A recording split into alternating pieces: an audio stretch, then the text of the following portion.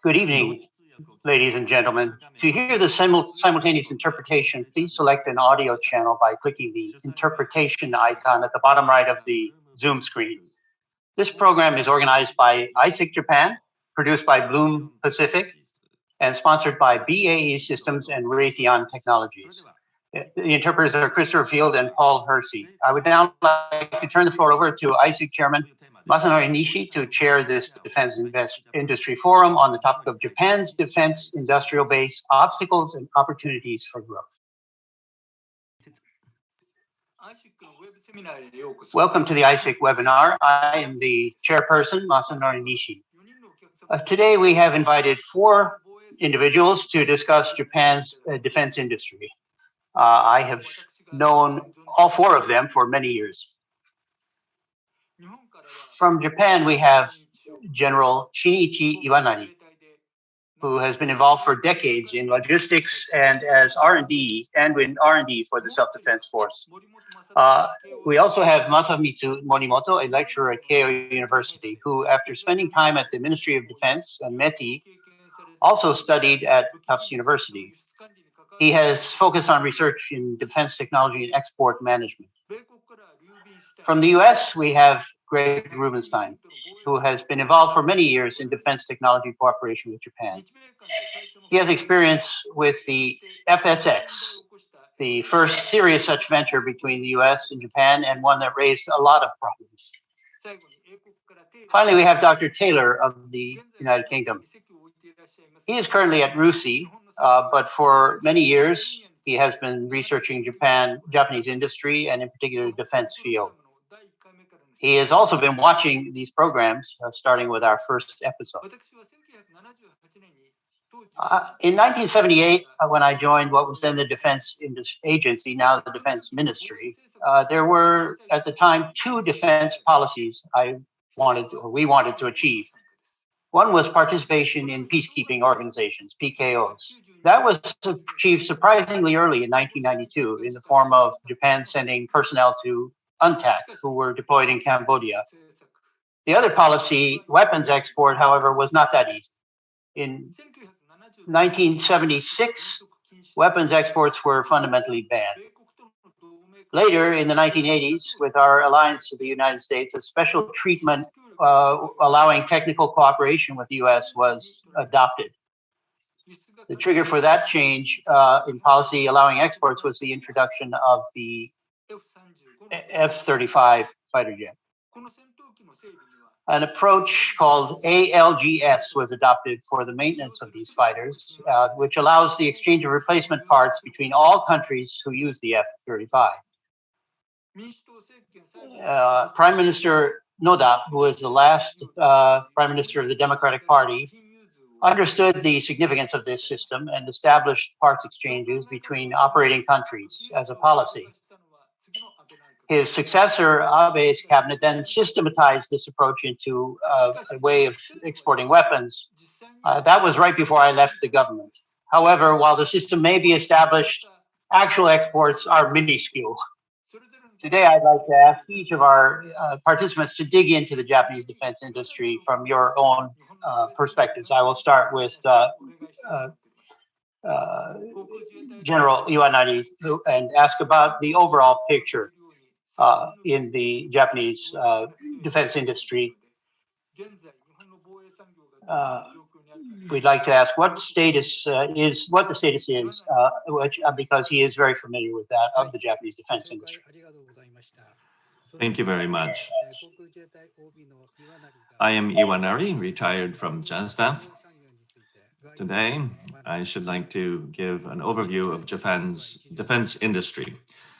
The SDF's capabilities are first-rate, and Japan's industry fully supports SDF operations. I'd like to first talk about the development of Japan's industry. Next slide, please. In the days of the Imperial Army and Navy, the military industry was the main focus. But after World War II, after 1945, only civilian products were produced. Since then, with the development of the economy, the scale of industry has increased, but the manufacturing industry in Japan still produces mostly civilian products. Next slide, please.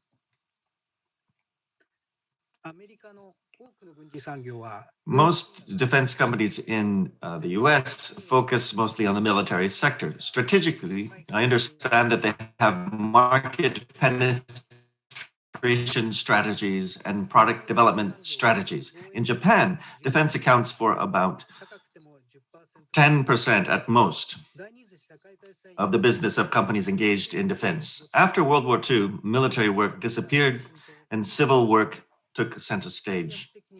I believe that diversification predominates as a business strategy. Next slide, please.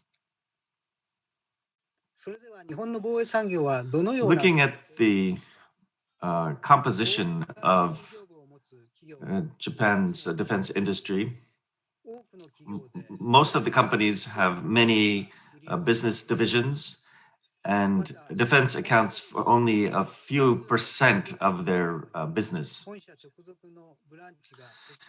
And companies have branches under their headquarters function, both in Japan and abroad. If you need to contact a Japanese company, you can get in touch with them via a branch that is near to you. Next slide, please. Next, I'd like to talk about the production of defense equipment by Japanese companies. Defense equipment is researched and developed based on operational requirements of the SDF and then sourced domestically or overseas. There are three features of operational requirements I would like to highlight. First, the system should be able to be maintained and operated for a long period of time while making improvements and upgrades. Second, high availability should be maintained by keeping maintenance time as short as possible during operations. Third, time is taken to slowly replace old equipment with newer equipment. Next slide, please.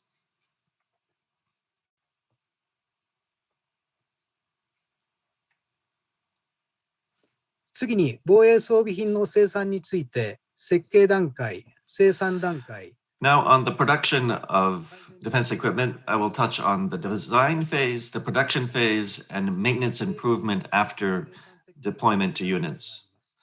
There are two stages in the design phase: product design and production design. In the product design stage, prototypes are made, improvements are repeated, and designs are created to satisfy the operational requirements.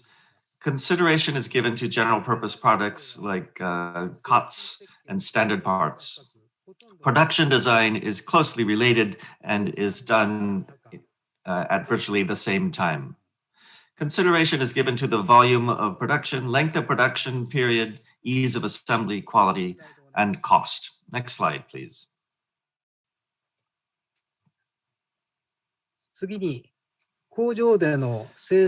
Next, I'll talk about the production stage at the factory.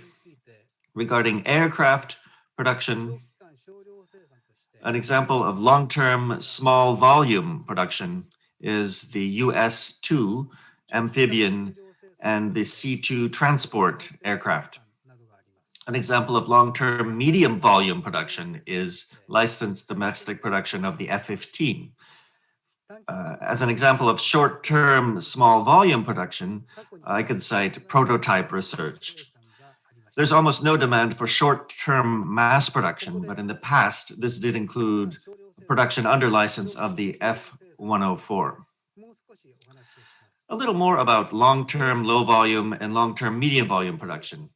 Long-term low volume production requires less labor input, less investment in machinery and equipment, and slower production planning and production control. The supply chain ensures a stable, long-term source of supply for small quantities of parts and components. For medium to long-term production, production is planned and controlled by efficiently deploying labor, machinery, and equipment through the use of group technology and other means. The supply chain ensures a stable source of supply, taking into account quality, delivery, and cost. Next slides, please. Next, I would like to talk about maintenance and improvements after deployment to units. The Japanese defense industry supports the SDF throughout the entire life cycle of equipment. Major roles of companies are to support high availability of the SDF operational equipment and to identify issues related to operational status and to make improvements. The most important role of the Japanese defense industry is to maintain and improve the operational capability of the SDF. Next slide, please.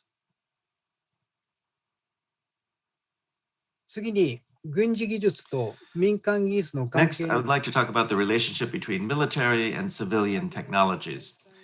In the beginning, development of battleships, tanks, aircraft had a positive impact on civil industry. It was the so-called spin-off era. Next came the so-called spin-on era, when civilian technology was applied to military technology. In recent years, the range of so-called dual-use technologies commonly used by defense and civilian industries, has been increasing.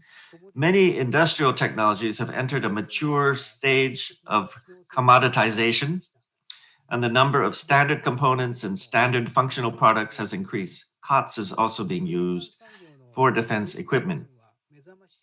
Some civil industries have seen remarkable innovation. Harnessing such innovative civilian technologies has become indispensable in the research and development of defense equipment. Next slide, please.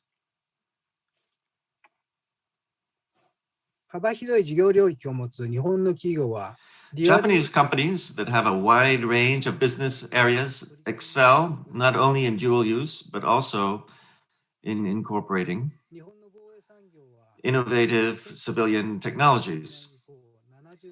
For about 70 years since 1945, Japan's defense industry has been a small, domestic-only market. Rapidly expanding the business domain is difficult and risky. Considering needs of customers, I think provision of finished products and services will be difficult, with exceptions. On the other hand, Japan's defense industry will be able to provide innovative civilian technologies, in addition to standard components and functional products. Next slide, please. The US-2 and the P-1 patrol aircraft, the C-2 transport were designed by original Japanese technology, and we believe that by steadily making efforts, we can get more and more trust from overseas. Please stop showing the slides now. We look forward to continuing discussions with you all. I know that the pandemic is hard on everyone. Please take care of yourselves. Thanks for your kind attention. さん、ありがとうございました。次はグレッグ、日本の産業について、辛口のコメントをいつも私に聞かせてくれるあなたのことです。Thank you We would very like much. to now Now, turn to Greg. I've talked to you many times. Greg, You are someone who speaks very clearly about the situation in Japan, and I would like to hear from you. Thank you. Thank you. ありがとうございます。 I appreciate the opportunity to participate in this important discussion. Next slide, please.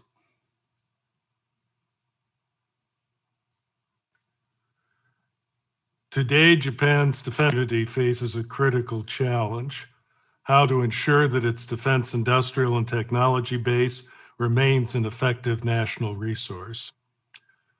To remain competitive, industry must enter international markets. So, products and technologies must be more active to the outside world. Many in the Japanese defense community have international engagement as the threat's indigenous capabilities. But experience in other countries show that the gains will likely outweigh the risks. Next slide, please.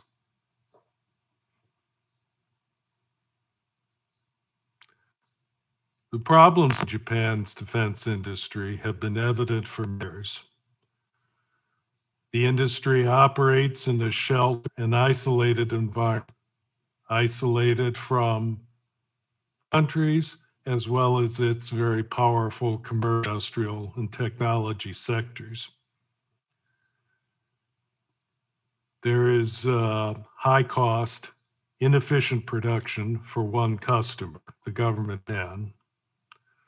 And finally, static procurement funding. Despite recent increases, there has been no real change in money flowing to international to procurement programs. Funding is further threatened by increased imports of advanced equipment. Next slide, please.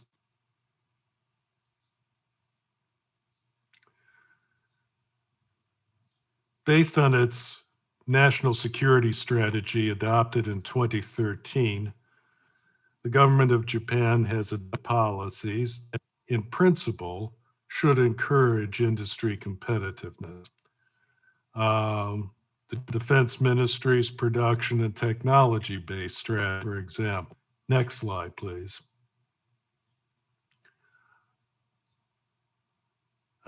Revised defense export policy that, again, in principle, now permits, though carefully controlled, transfers of equipment and technology to other countries. The Secrets Protection Act that addresses serious problems in industrial and information security. Next slide, please. As we all know, though, policies mean very little without effective implementation. And as there has so far been little change defense industry situation. Protected R&D efforts continue to discourage international collaboration and isolate Japan. Overly complex control processes lack transparency, offer little guidance for industry. Information security measures lack central and oversight, as well as effective coordination industry. Slide.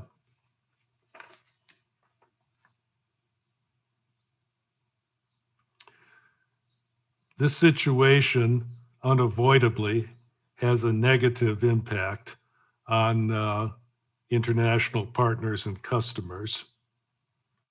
Japan today remains almost invisible to the international defense community. There is little awareness or appreciation for Japanese industrial and technology capabilities. There is a continued perception that Japan is difficult to work with and possibly not worth the effort to engage.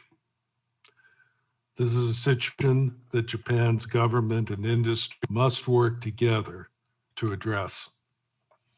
Next slide.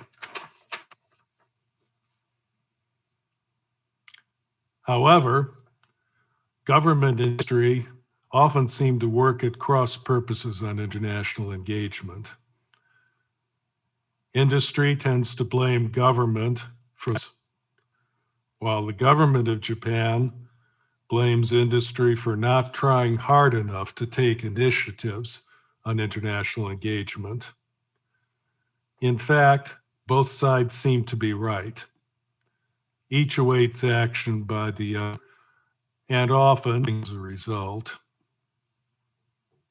Next slide, please.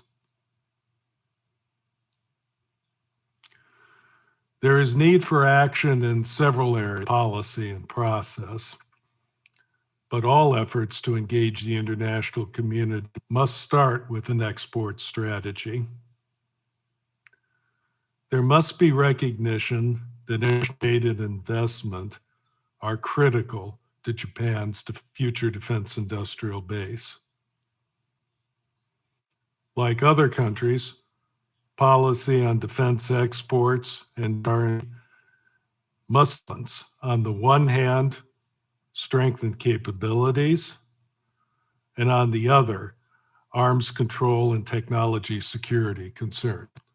All countries deal with this balance, each slightly different way. Government needs to prepare more clear guidelines for industry that include defined mechanisms for government and industry consultations. Even if the details are not made public, the policy itself, the process, must be more transparent. Finally, and this is a very major point, the government of Japan has to strengthen its overseas representation on defense acquisition trusts in a manner similar to defense procurement offices used by other governments that engage heavily with the U.S. as well as advanced defense industrial countries. Next, please.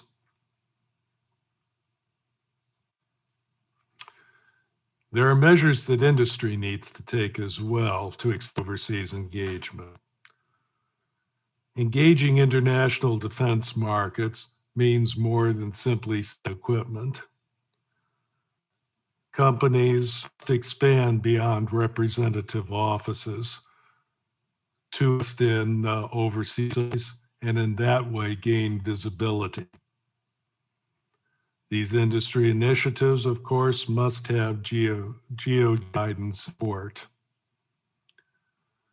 And finally, and I know this is a controversial point, outward investment will need to be balanced by allowance for investment in Japan.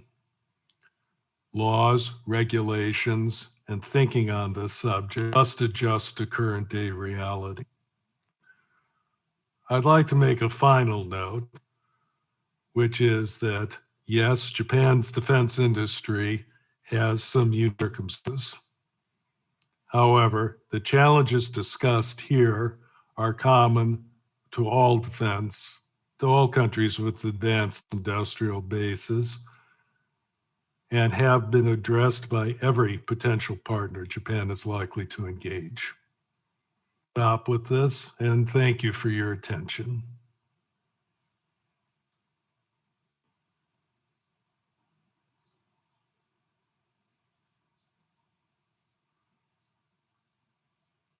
Thank you. 相変わらず手厳しいコメントであったかと思います。Always your tough comments as expected.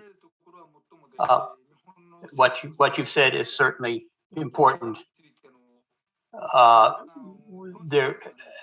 There is no consensus between the Japanese government and the industry on export of weapons. I believe that's a very important point that you mentioned. I would now like to talk to Dr. Taylor. I've known Dr. Taylor for many, many years, and I'm very happy that we're able to welcome him to our talk today. Thank you. Pardon. That's a fine in my institute if you forget to unmute. Can we go to the first slide? Yeah. I'm going to talk very much, I think, in parallel, but with a slightly different angle to Greg. I'm going to talk about the UK as a country with a defense industry and with exports and the kind of arrangements that prevail in the UK. So first slide, or first real slide. The UK has now a formal defence and security industrial strategy that came out a few months ago. And the aim really is clear. The government's aim is to be able to develop, produce and support defence equipment, either on a national or a collaborative basis, or to be able, when it buys from overseas, to be able to sustain it, modify it if possible, and actually quite difficult in some cases to test it. And the government's made clear that when it does buy from overseas, it would expect or hope for at least part manufacture in the UK. That's the latest. It's a very brief summary of a document that's about 110 pages, but forgive that. Next slide. What I really want to talk about is the implications of being a country like the UK and what other things you have to be able to put in place to be able to operate as we do. And the first thing is to be able to protect sensitive or classified UK and to be able to protect classified foreign information that you receive when you need when you import equipment. You also need to be able to work with British industry, and you see I've put British industry in inverted commas. The emphasis these days is much more on working closely with industry rather than in a confrontational relationship. Because if you think of what is a military requirement, as I think our first speaker pointed out, that a requirement reflects both what technology will make possible and what's needed to deal with potential adversaries. Generally speaking, the industry has a better sense of what technology will make possible, and government has a better sense of what will be needed, or the military, or what will be needed to deal with potential adversaries. So you need a close relationship to match the two. And in this, you need rules you need incentives to promote certain types of behavior. And if you can generate it, you need trust. Trust saves a lot of time and a lot of work, but it obviously comes with risk. We need also to be able to access sensitive technology from other states, as Japan is well aware. Next slide. To do that, the UK has a multi-part system to control goods and information. First of all, like everybody, I think these days we have an information classification system that's parallel to other countries in NATO and elsewhere that says that how sensitive something is. So it's somewhere between official, I forget the next one, official sensitive and so on. Obviously, very high levels of secrecy for some. But we have an information classification system. We also have a risk-based system for clearing people that are going to be able to receive that information. And those people are located both in government and in the private sector, and even in universities. When I say it's risk-based system, it's essentially a system which collects information about an individual and says how likely is it, or what are the factors there that might make this person a risk. And if there are too many factors, if you have a drug habit or something like that, that could make you vulnerable to blackmail or shortage of money, then you wouldn't get a clearance. And there are different levels of clearance that you can obtain, and which affects the level of information, a level of investigation into your private life. We have legislation which criminalizes the unauthorized release of classified information, which is actually a tricky area. It's not tricky if you release it to a foreign power, but it is a bit trickier if you put it into the public domain and claim it's in the public interest. But we have legislation to criminalize that. We also have arrangements, rules, and machinery for the protection of classified information in particular facilities. So there are rules about the security arrangements that must obtain in industry and in government about what are called X-listed facilities. So I worked at the Defence Academy for the UK for a long time, and for a university there, and we had X-listed facilities. But the rules there are about the infrastructure, if you like, and the storage arrangements rather than the people. Finally, we have export controls and licensing machinery. And all this is supposed to work together. And by and large, it pretty much does. But all those things, you can see that they interrelate. Next slide. The UK explicitly encourages foreign direct investment in the defence and security area. Partly this is a historic thing that going back to the Second World War, Philips, which was a Dutch firm, had a lot of radio and other basic electronics type businesses in the UK, and they stayed on during the war and after the war. In 2001, there was an explicit defence industrial policy statement that said a firm would be treated as British by the government when it added significant value in terms of employment and adding value in the UK. So today we have as firms that employ thousands, literally thousands of people in the UK and are amongst our more important defence suppliers. We have European businesses like Leonardo, Thales, Airbus, MBDA, American businesses such as Raytheon, Lockheed Martin, General Dynamics. I put a picture on there of a General Dynamics factory in the UK, which is working to build our latest tracked armored vehicle family. So these are an established fact of life in the UK. Currently, Elbit, for instance, which is an Israeli firm, is consciously building up its presence in the UK. Those firms operate under a regulatory environment, which makes us pretty comfortable with them working here, because they're subject to the same rules that I outlined on the previous slide. Next slide, please. We work collaboratively between government and industry on both national projects and collaborative projects. I just put on some headings there because the time is very brief, but we have a regular dialogue between government or the Ministry of Defence and industry in the Defence Suppliers Forum. That's not just one meeting, that's a whole layer of subcommittees and focus groups. We have government funding to promote, small amounts of government funding to promote defence, the growth of defence industrial capability in the Defence Growth Partnership.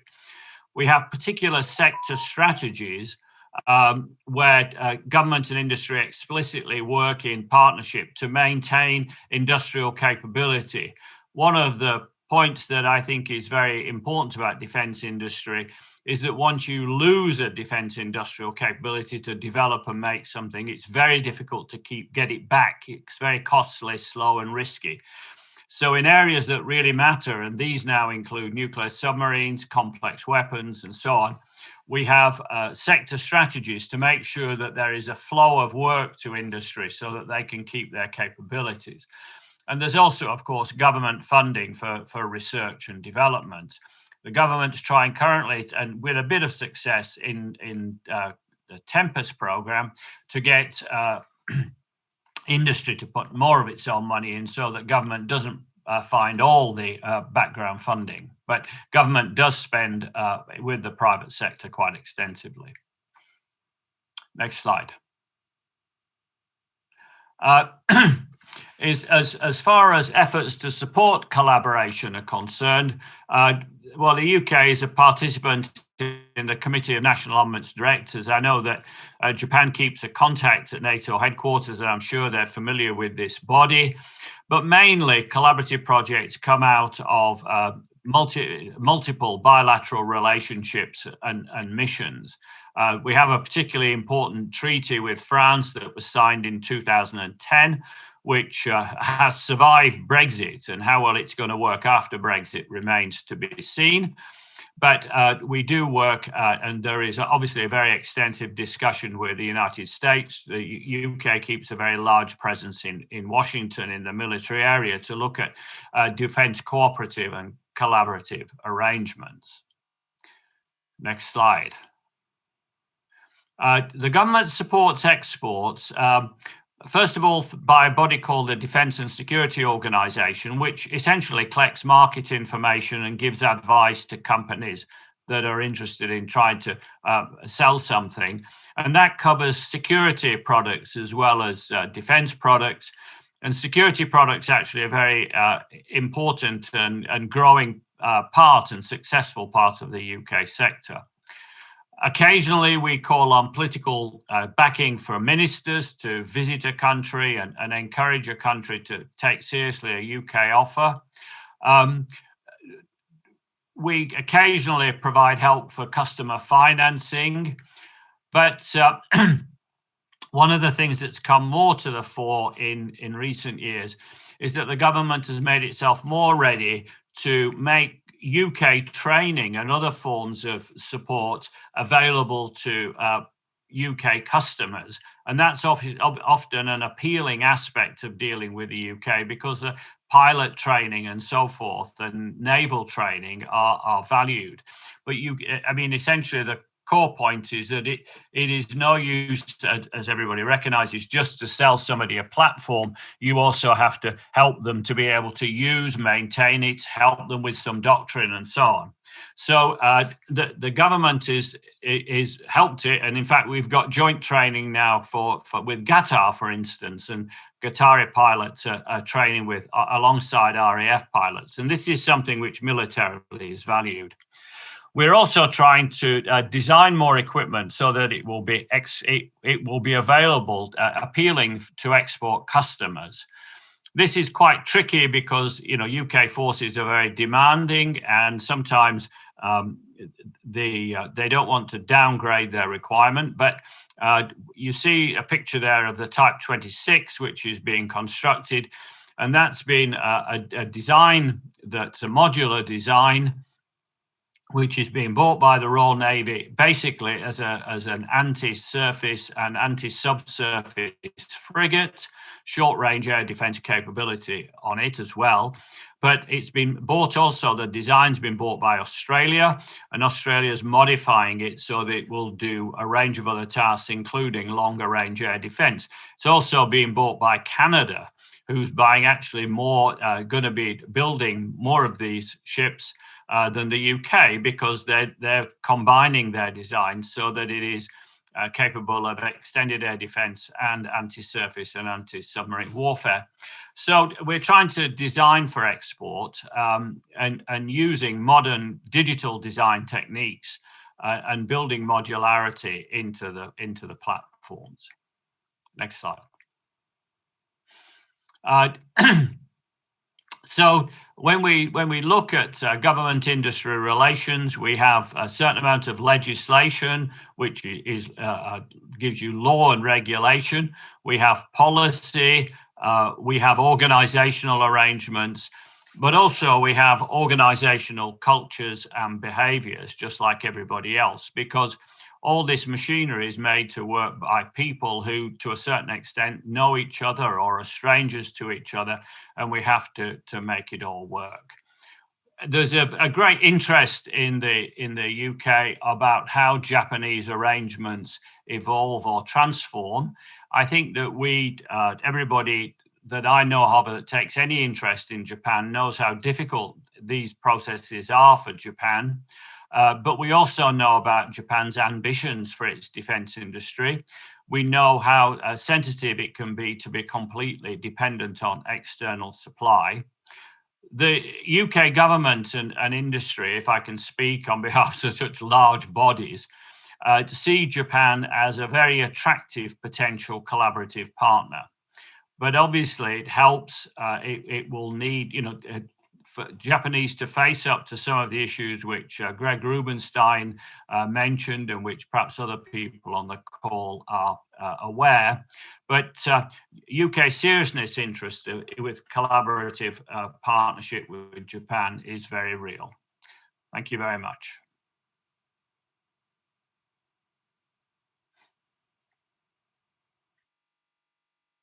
Thank you very much. So we're getting a better picture of the issues faced by Japan. and its defense industry, and the UK has a similar scale. And we can see what the UK has done in order to promote its defense industry. Finally, Mr. Morimoto, you're on the hot seat because you have to respond to all of these issues, but relax as much as you can, and please give us your own personal perspective, please. ありがとうございます。Thank you. 皆様、はじめまして。Pleased to meet all of you. I am Morimoto. From my side, I would like to talk about Japan's arms export control systems and challenges, and talk about the issues in particular that relate to Japan's export of weapons. Next slide, please.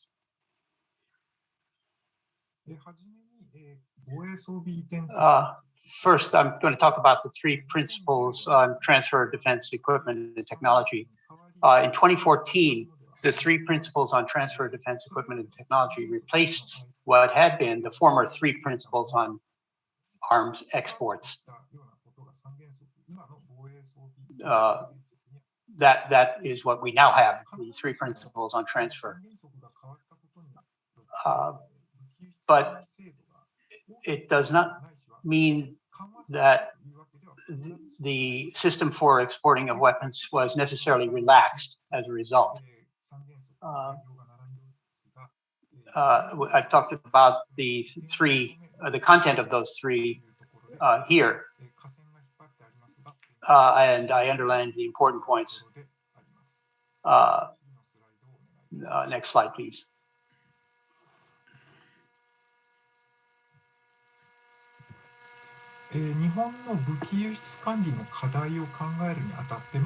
As we think about issues for Japan's exports of technology, I would like to first introduce some ideas.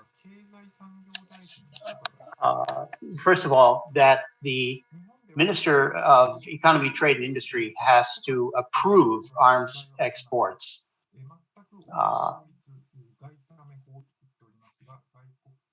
It's called the Gaitame law. This is controlled by the same law that existed.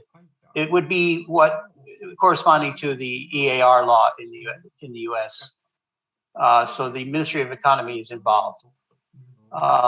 In the three principles of transfer of this equipment, in terms of executing those, this is used as a we have a criterion for granting these permissions. But all that says, in terms of a criterion for allowing exports, is that it be acceptable. All they're saying is that the possibility exists. There is no further criterion other than saying that it is acceptable. So for the purpose of people who would be exporters, this is a very difficult thing to understand. Then I'd like to move to the next slide, please.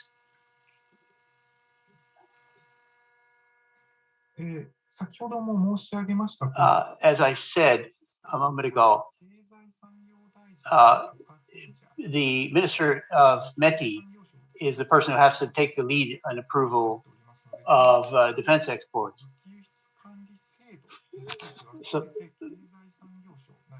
So basically, the system that governs this is completely under the responsibility of the Ministry of Economic Trade and Industry, Economy, Trade and Industry. Now, when there are particularly sensitive issues that need strong review, that is to be done. These significant cases are to be done by the National Security Council. So you may think that they, NSC, are the ones who are the primary movers, but in fact, it's only one or two incidents out of 1,000 or so permits each year that the NSC discusses. So everything else is under the judgment of METI. So from the standpoint of industry, METI cannot say that we have to wait for the NSC discussion because we can't predict what they're going to do. That is just not the situation.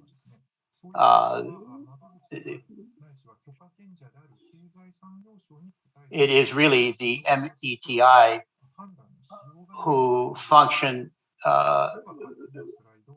as in that role. So I'd like to move to the next slide. I'm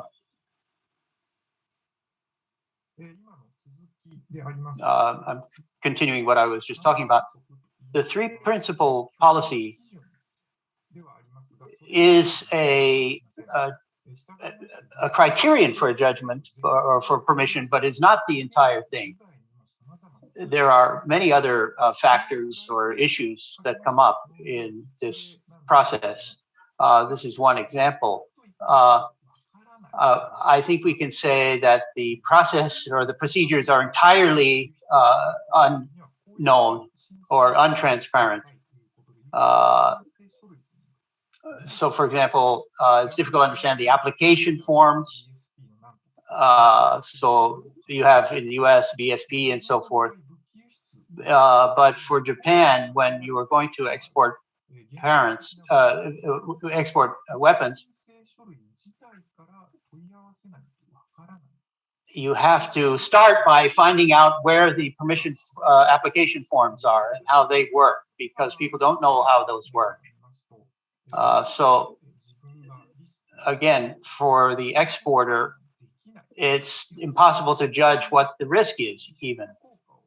That, I think, is leading to a chilling effect, or may lead to a chilling effect on industry willingness to participate or to approach METI. And then finally, basically, the country who is to receive the receipt of the exported weapons has to seek Japan's consent. So there has to be a government-to-government understanding. For business to business, there has to be, if there has to be government participation for business to business discussions, that's not really realistic. I think that's particularly true in development issues. So this is not going to work if we leave it the way it is. Those are the issues with particularly the three principles of transfer of weapons. Next slide, please. Next, on the industry side, Japanese industry side, it's a very basic issue to do with export controls. As far as I can see, there are a lot of insufficient areas in industry's understanding of export controls, and we're just not moving ahead very well on that. If we were thinking seriously about this, I would say that making this, clarifying this is very, very basic, important point. In Japan, you have something ITAR. In the US, it's absolutely essential to understand that. Japan does have or there is a strong policy with respect to dual use exports controls. So within Japan, it's common to have a dual use situation. But when we get into defense, while knowledge and experience is strong on the commercial side, it is not strong on the defense side. So in particular, inside the company itself, we need to have knowledge built up about the dual use. There have been many discussions of this already today. If we're thinking about foreign countries, we need to think about their experience and best practices as a reference for our overseas partnerships. We really need to learn more about export control issues. Finally, This precedes the problem of export control, which is the idea of sales itself.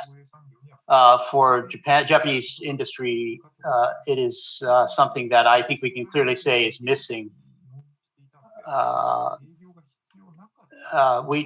There wasn't a need for sales in some sense until now, because we were selling to the Japanese government. And if you want to do that for dual use products, etc., we need to have more of a sales oriented philosophy. Next slide, please.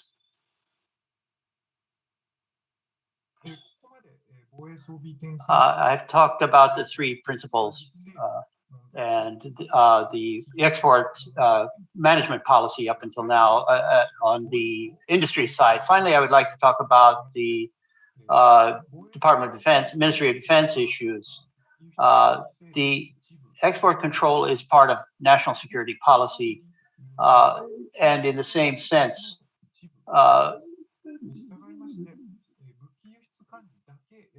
so if we look only at export control, it can be seen as one of the security policies, I believe. So from that standpoint,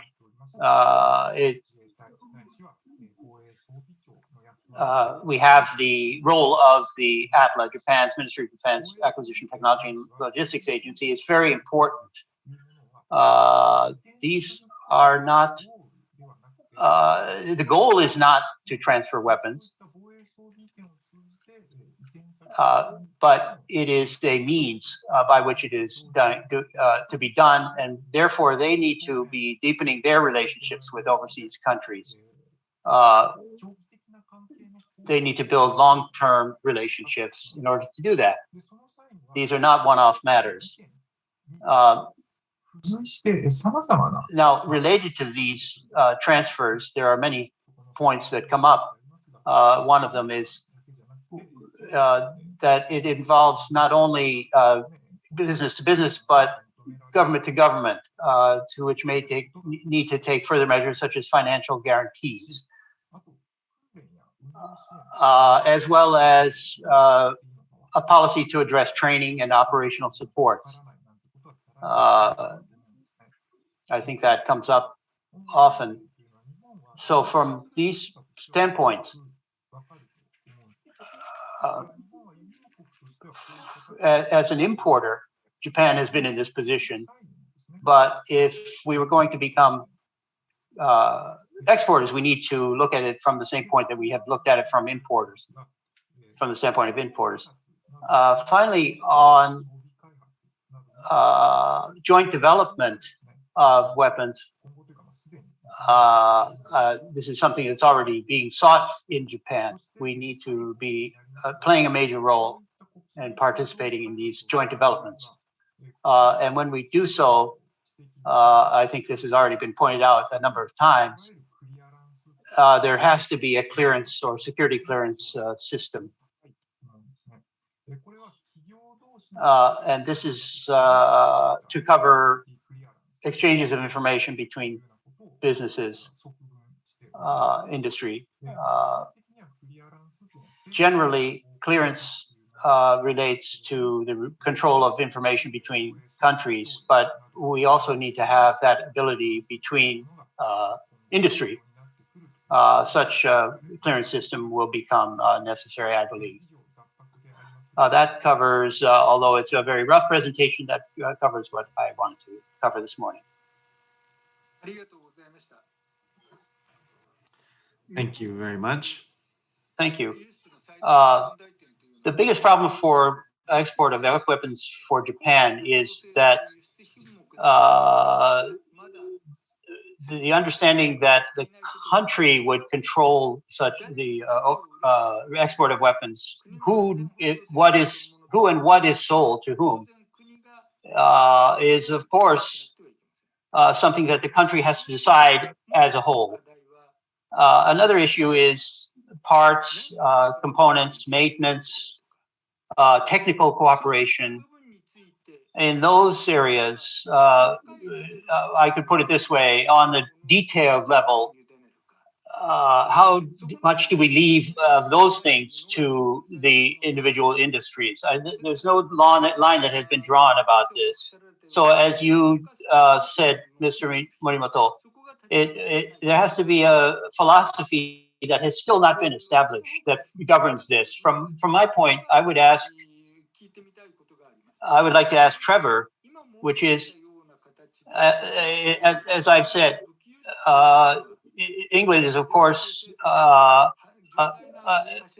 sees export of weapons as an important pillar of its security. You sell to allies, you don't sell to countries that look like they would become adversaries, I assume. But as I said a moment ago, in terms of components or maintenance, technical cooperation for those purposes, in terms of individual industry actions, does the government need to become involved in those things, or are those things that can be left to the discretion of each individual industry company? Does the country have what is the scope of arms transfer that the government needs to control itself? It's a very rough question, but how does England view that question? Well, it's a very good question. The simple answer is that the government controls the export of goods that are listed as needing an export license. So that covers parts of a system that's already been developed. And a year or so ago, we had a big fuss because the Germans, who are obviously big partners in Typhoon, objected to selling parts to Saudi Arabia when the conflict with Yemen and against the Houthi rebels was so pronounced, and it was there was quite a dispute within the grouping that make Typhoon as to whether Germany should be doing this or whether it should have been a collective decision by all the Typhoon partners. But the quick answer is that we have export controls that apply to listed goods. We also have export controls that apply to the transfer of information that's deemed to be related to those goods. So you cannot move technology around by passing software and so on. And that way you keep, at least in a significant form, control of the system that you've sold, because there is a flow of spare parts and guidance that's needed, and you can cut a lot of that off. What we don't have at the minute is a system for the control of the export of people who might carry expertise in their head.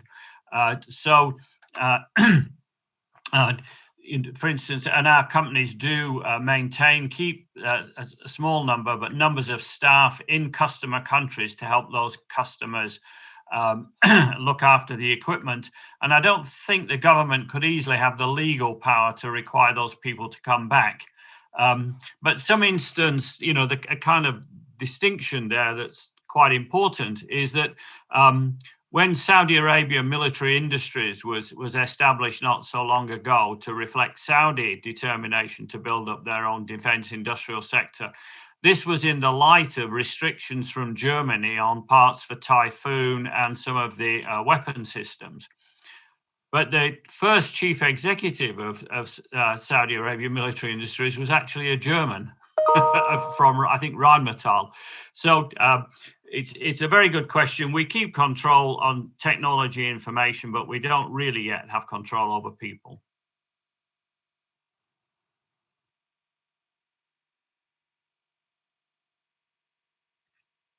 ありがとうございました。やはりイギリスでも非常に悩んでいらっしゃるというのがよくわかります。 Very interesting. I can see that even for the UK, these issues are very thorny. Now, intellectual property is even harder to control in a digital age. Cybersecurity is quite a debate in the US. How far can you control property using IP law? Recently in the US,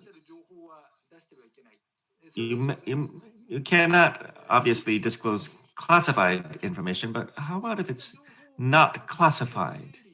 How about if you compile such information?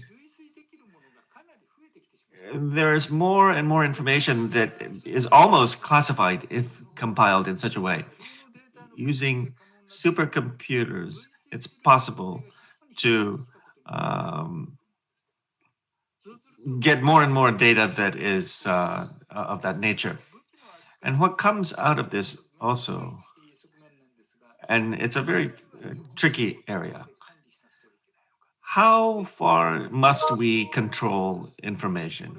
I'm sorry to ask this to Greg.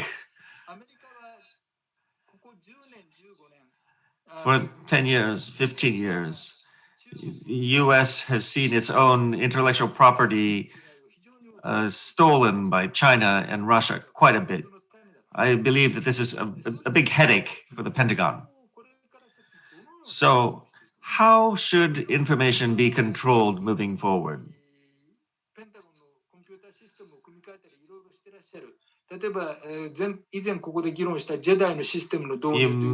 The Pentagon is creating computer systems. We've discussed JEDI already on this program.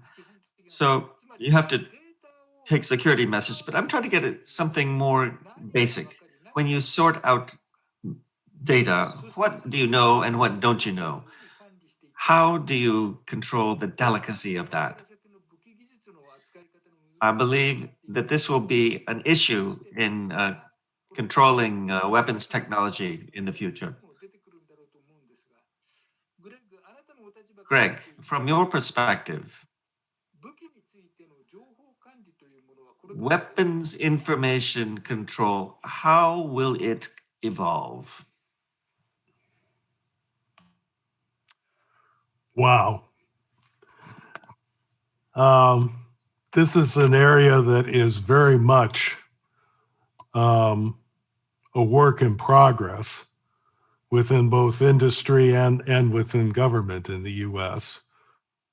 Highly sensitive advanced technologies, such as those in the F-35 fighter, for example, and its limited production in Japan.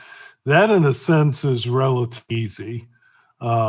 Not easy to implement, but easy to understand. There are complex procedures in place, courses of action that have to be followed down to the letter for these transfers.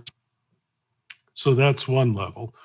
On the other hand, what Mr. Nishi is speaking of, so much of it comes under the current term is now controlled unclassified information, CUI. There is, I think, safe to say, almost constant discussion in government, in industry association, and among private companies of how to approach the CUI problem, because it is so immense. And everybody right now is struggling to catch up to implement a regime to make sense in terms of trying to provide appropriate controls, but does not become so burdensome as to break down under its own weight. And this is a question that I think deserves its own webinar, and I look forward to maybe seeing this later in the year with a group of more specialized persons who really understand the issue.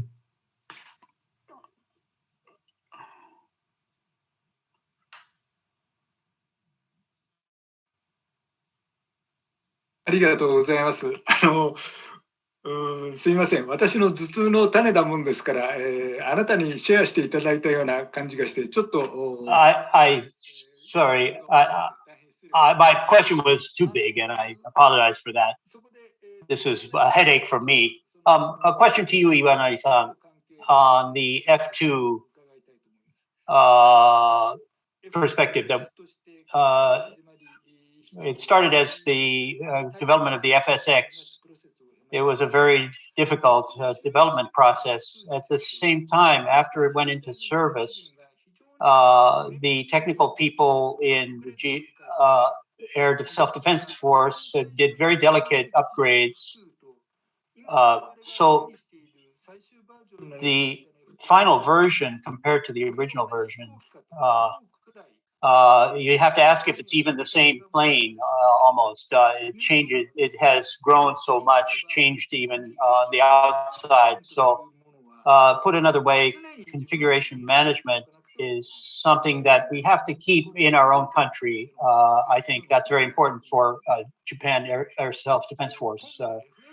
On the FX, as we try that, this configuration management point, this is going to, the way it's arranged now is that the US is going to have even tighter control than it did in the F2. So I think this could be an issue between the US and Japan. Wouldn't be surprised. But from the person, as the person who managed configuration management, what was the biggest point? What was the biggest issue, most important point for you to keep under your control, would you say? This is truly a difficult question. I also have headaches like Dr. Rubenstein. FSX and F2 in that stage. First of all, Japan's industries, Japan's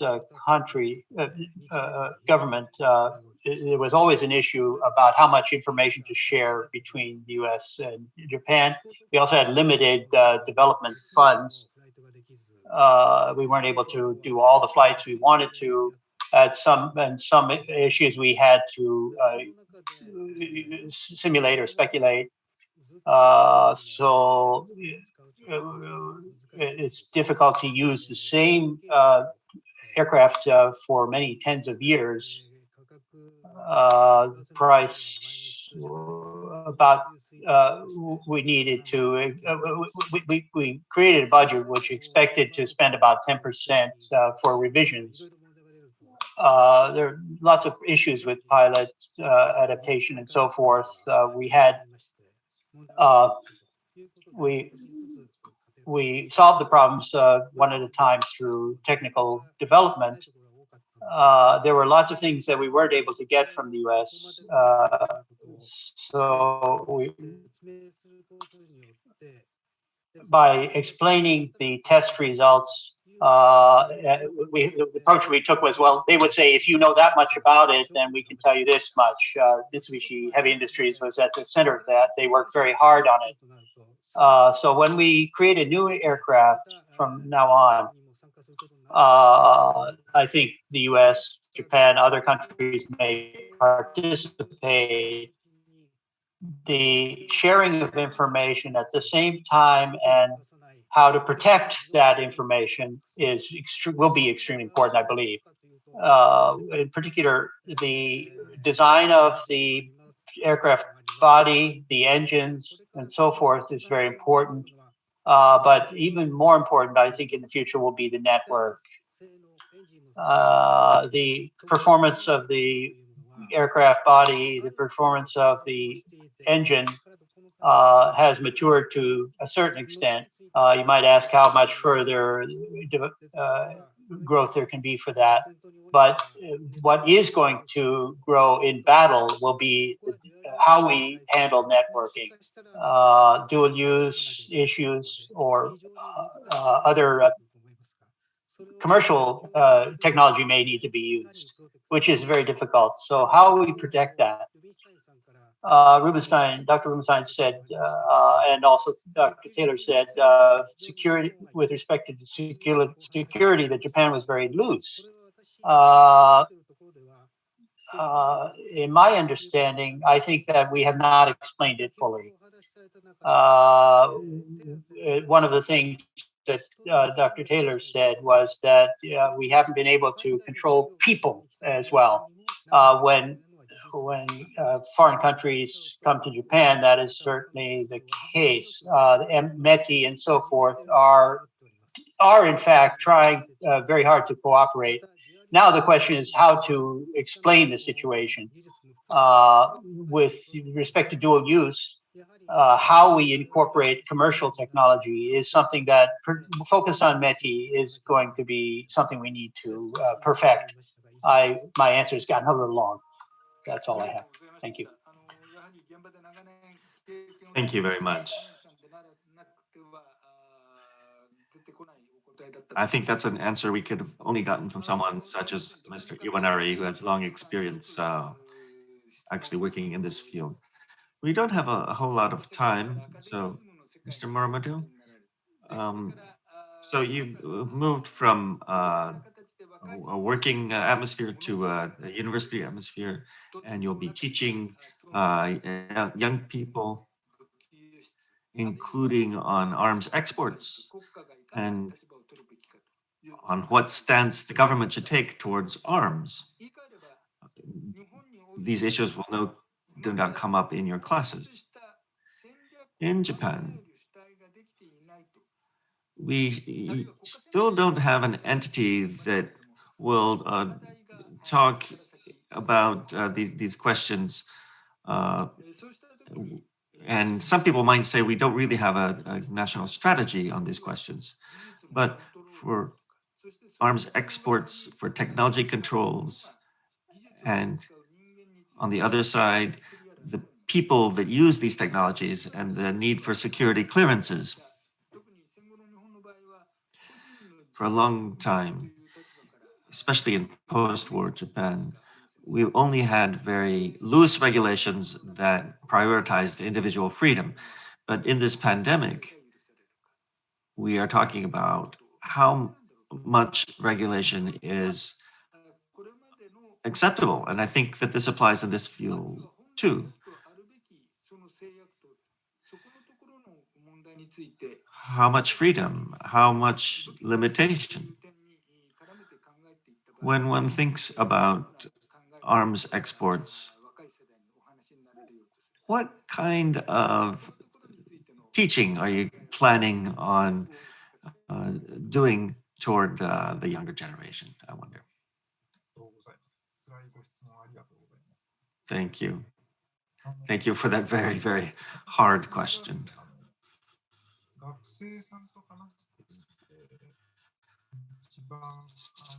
So when I talk with students, what I feel the most is that it's very flat in both a good way and a bad way. So I'll talk about the background and say why things are the way they are now, why they're not going well. Young people hear that. And they say, well, that's what happened a long time ago. If it's necessary, why don't you just do it?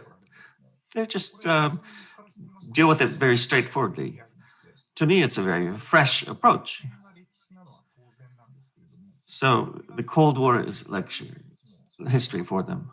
Even 9/11 is something that they don't remember, this new generation. So they look at all of this as being as distant as World War II almost. So for arms exports, there have been tough regulations up to now. So I, as a professor, will make long explanations on this, but the younger generation say, well, look, if we need this for security, let's do it. If not, then let's not do it. It's very flat in that way. So the students in which I'm in contact with are few in number, but that's how they are. And so you said there may not be a strategy, and this makes it hard to deal with. But the younger people, I think, will say that if it's necessary, let's do it. It's obvious. And so I think that we will see more discussion by the younger generations. And so personally, for me, these discussions are going easier than I thought with the younger generation. ありがとうございました。今日は4人の方々に Thank you very much. So we have had 4 guests to talk about arms exports and Japan's defense industry. We've had a wide-ranging discussion. We have several difficult questions from the audience, including some issues that we cannot digest within this session.